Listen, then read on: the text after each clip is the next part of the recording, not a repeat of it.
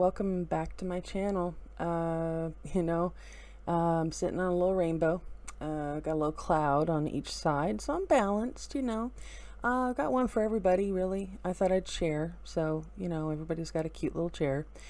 And of course, Sophia, she's got her own, little, well, I'd like to say it's a throne-like cloud, so, she's Queen Troll. So we're going to be nice to her. She's adorable. Now, today I'm going to be talking about something that I find really interesting. I've received a lot of feedback on it from the people that comment below. And somebody asked me yesterday, again, they said, what if, you had to pay for the police to protect you? And what would happen then? And it's funny because I was watching a show that was talking about a community that's trying to do exactly that in America. And I'm watching kind of, and yeah, sure enough, they're trying to do this in Georgia. And I'm just going to read this verbatim. Basically, socialism is an economic and political system where the community or state owns the general means of production. Socialists believe that everything in society is made by the cooperative effort of people and citizens. Okay. And, well, I'm going to introduce you to, if you have not already heard of, a place called Buckhead. It's in Atlanta, Georgia. And it is known as the Beverly Hills within Atlanta, Georgia. So you can imagine, I'm guessing images are already forming in your head, right? Yeah, well, it's the richest neighborhood in Atlanta.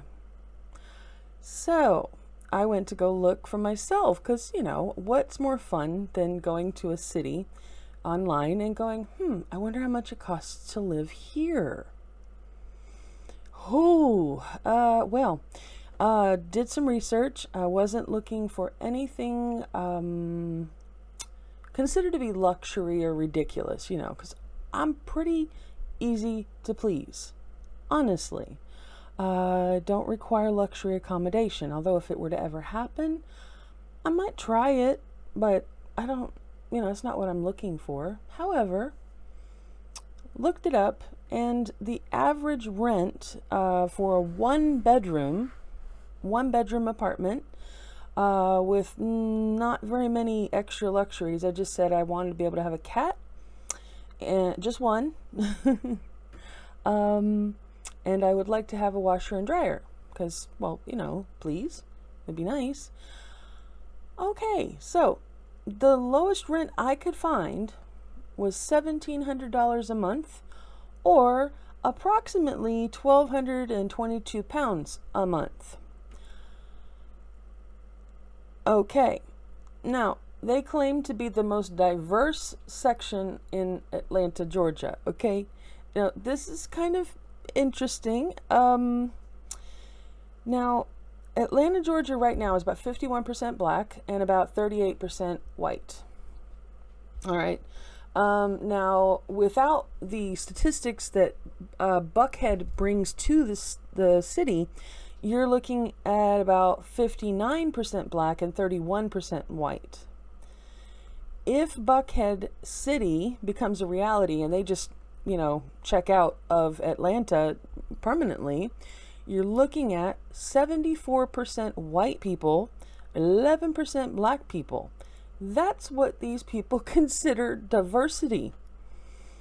The first thought I had when I was listening to the person who represented this community, who said that they were living in a war zone.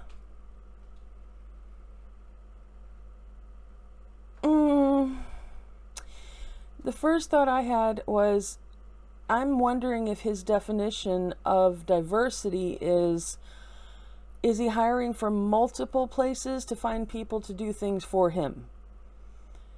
is that what he considers diversification? Because that's really what I was wondering. And then, of course, when I found out the amount of money that they were putting into and the amount of time it had taken them to put it together, living in a war zone, really, dude, really? Come on, man. Really, that's so sad. I mean, I have people that I know that have gone to actual war and come back, and I've looked into their eyes. They're different. They're different people. It's traumatic. It's something you never forget. It changes you forever, and you lose sleep from that point on. You're never the same. It's a life-changing event. And yet you have this guy who's swaddled in luxury, who has a lot of money, you can tell, a lot of privilege, calling the crime in his area tantamount to living in a war zone. I mean, can we please get things a little more logical, please? Because that'd be fabulous. Because that's just a little ridiculous. You know?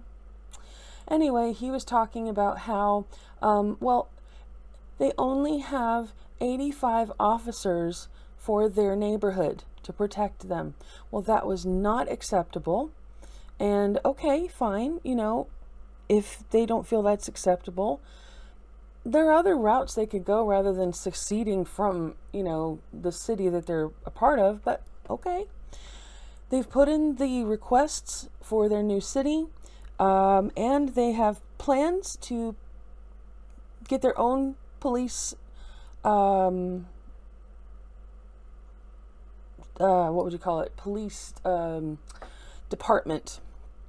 And they're going to have their own police department, which essentially you could say is a private police department for a wealthy neighborhood.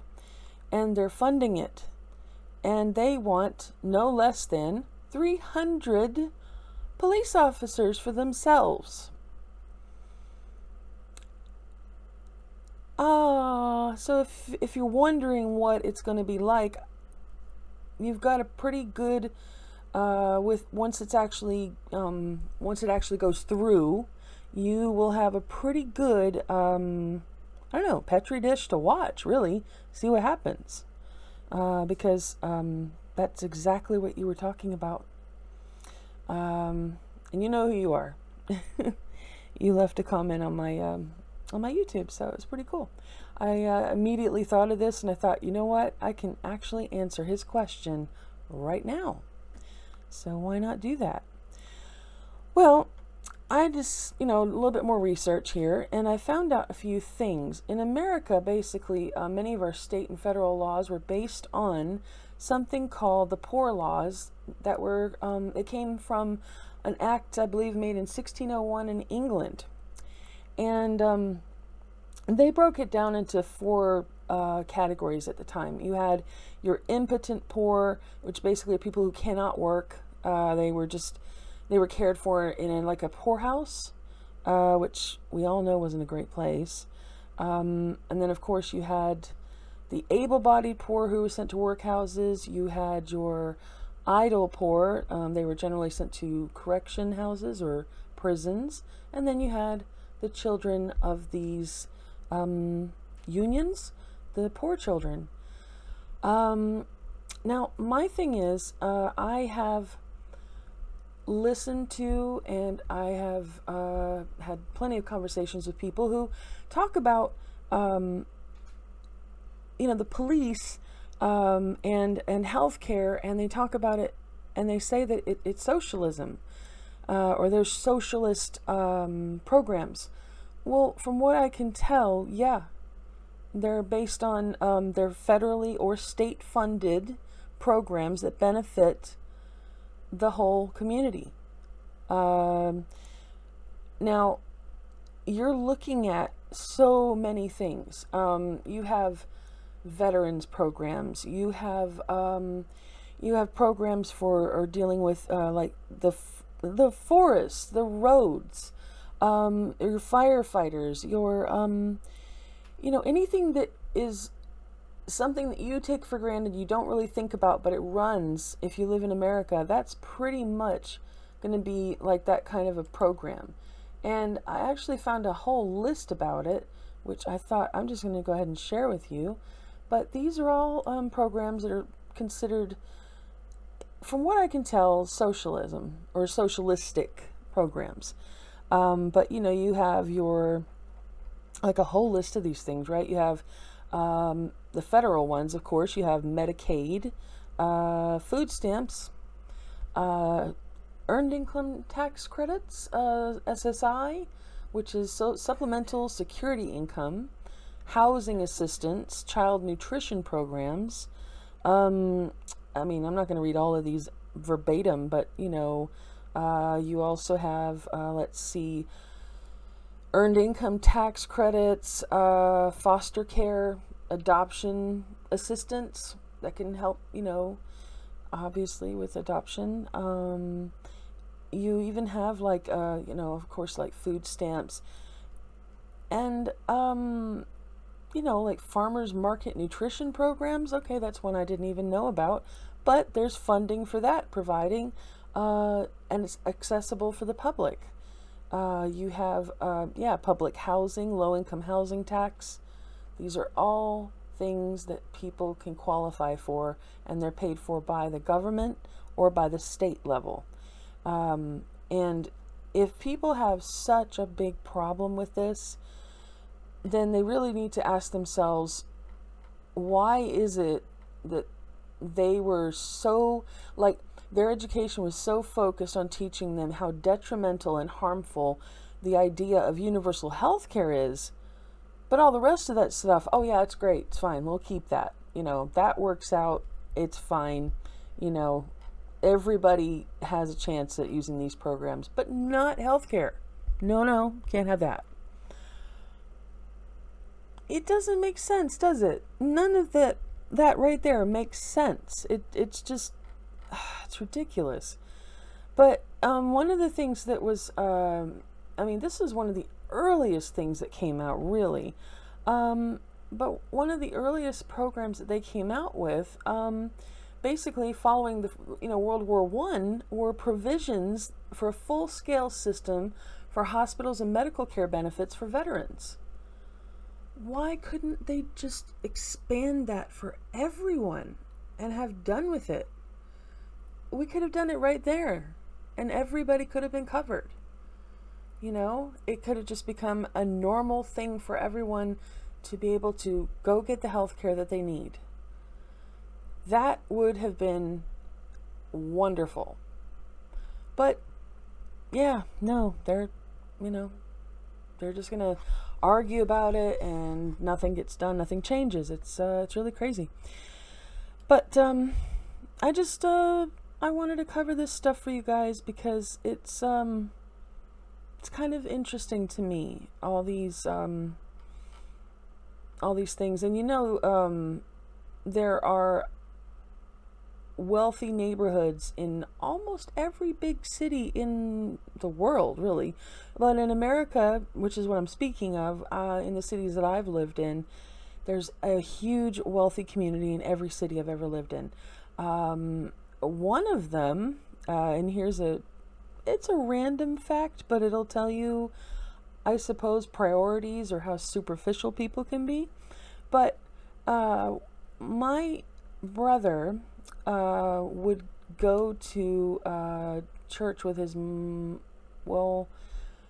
one of his friends, anyway. And the thing was, this one church that they would go to, they'd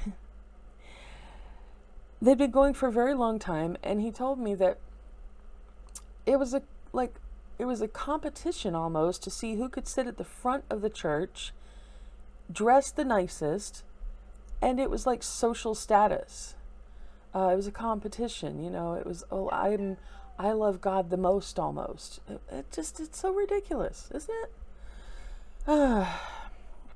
I hope that this has been at least somewhat informative for you, because I've enjoyed telling you about it. And, you know, I'm going to keep my eye out about this and see if there's any more progress going on, because this is the last thing we need.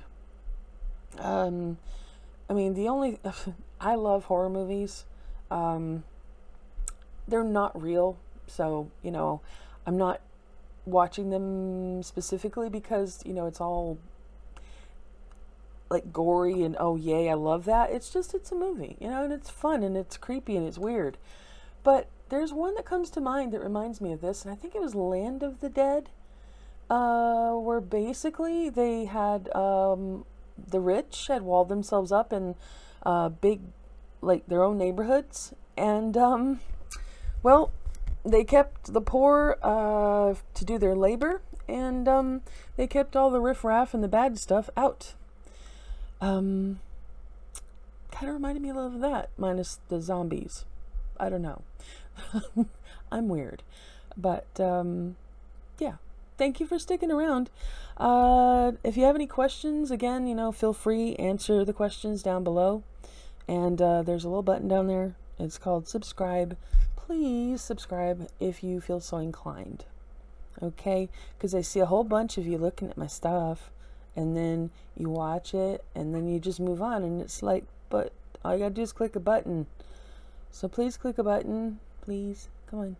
And then you can click all, and then you get all my stuff. So it'll be really cool. And yeah, so I will bid you adieu, either. And if you happen to be GLBTQ and you need a safe place to talk, or you just have any questions, this is definitely a supportive place. If I see anybody, you know, contradicting that, I'll be on that, believe me. Okay? So, much love. Okay, you guys, please look after each other, all right? Be more kind. And just wear a mask and use your common sense, please, because our government has clearly lost its mind. Wear a mask, social distance, please. Don't need any more mutations. Love you guys.